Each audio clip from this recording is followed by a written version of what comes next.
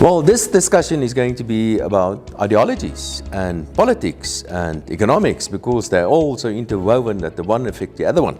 So what is this thing called ideology? What's the difference between the various ideologies in the world? Because everybody talks about things like capitalism and socialism and libertarianism and anarchy and all sort of isms and anarchies and things like that.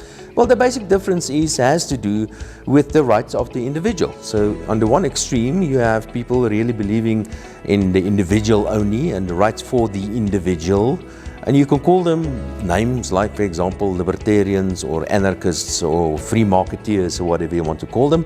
And the other extreme, it's the rights of the group that's more important.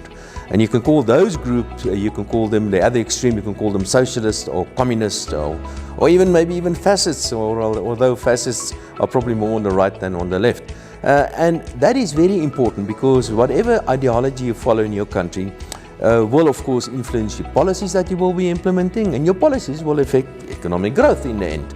And in terms of the economy, when you talk about the various ideologies, what is certainly important is personal, individual protection for personal private property rights. That's on the one extreme, and you can associate that with, let's call it, capitalism. And the other extreme is that very little protection for private property rights, or then rather the protection of group property rights or the collective ownership of certain properties. So those are the various ideologies, as well as the importance of those ideologies on policies and eventually on economic growth. And I have absolutely no doubt that the ideology and policies that protect private property rights and individual rights, that is the ideology that's mostly responsible for this amazing economic growth that the world has experienced for the past hundreds and thousands of years.